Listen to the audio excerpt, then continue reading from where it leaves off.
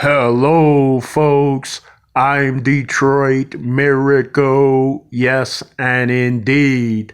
Right now, I am here to review the trailer for the 1960 movie called Esther and the King.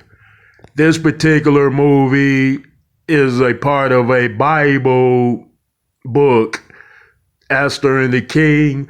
So it involves a Hebrew woman or Jewish woman who falls in love with the king of Persia and he falls in love with her, and then they get married for a time. It was supposed to be forbidden for a Persian king to marry a woman from Jerusalem or something like that. Or, but when he found out, he didn't care because he had fell head over heels in love with her or something like that. So they interpret this movie. This movie has had remakes and it has had different interpretations of that event. They might convey it one way and or convey it another way in terms of what didn't happen or what really happened or there's like half truths and or whole truths, or they mix it up and change it to make it an exciting, thrilling film. So yeah, I watched another adaptation of this movie, but the adaptation or the one that I watched was much recent. So they remade this film, which was originally the 1960 epic, but they did remake it and they changed it a bit. And you can see that if you read the Bible, then you could see that, hey, does this jive with what's going on with the biblical accounting of this very tale? So you ask yourself questions like that because it doesn't seem to completely go 100% with the stories in the Bible exactly as they were written, but maybe they interpret it that way, so comes a change up in ways.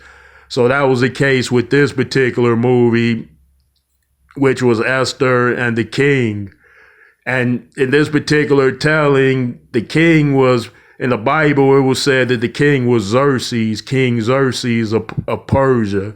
So she went to Babylon and she had to impress upon Xerxes, and he had to he picked a lot of women to choose to be his wife. And it was like a contest. It was like an ancient contest, like who wants to marry a millionaire. So the women would have to compete and work for that honor.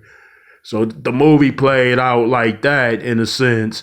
And it was trickery and deceit in that whole process of her sneaking in and pretending to be something that she wasn't in terms of that. So I had never got around to watching the trailer for this movie until recently. Now I'm talking about the 1960 movie Esther and the King. I watched the trailer and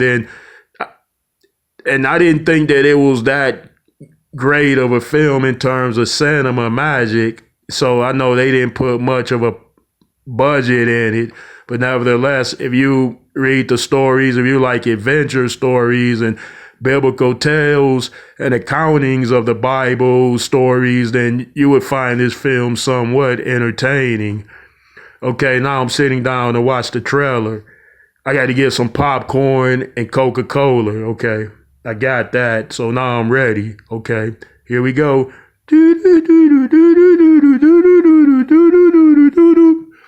Okay, it's coming on. This is a very old looking film. It almost reminds you of like one of those movies back in the day called Sinbad the Sailor. It has that type of look. Like the swords look like tinfoil. Yeah, they're swinging swords in this particular film. The recreations and the outfits were all right in terms of them recreating that ancient time. They didn't show outside of Babylon. They didn't show the city of Babylon. So they didn't try to recreate it for this particular film. That means they only showed indoors things in terms of the king's palace. But in the movie adaptation, the recent adaptation for Esther and the King, they did show inside of Babylon. Okay, it still looks old. The scenes look old. I think the palace scenes are gorgeous, the way they recreated that type of finery way back then in terms of the marble, gold frescoes, everything else, too, including fine linen on things. Okay, so you could distinguish in this film rich people from poor people. In other words, when they show the finer homes and castles and palaces, and then when they show the poor people, they live in mud, dirt homes that look like hovels. So they are the extremely poor populated in this film, of course. All right. If you like adventure films and this is a biblical inspired tale, then you might like this movie. So go out and check it out or not, and let me know what you think about this one.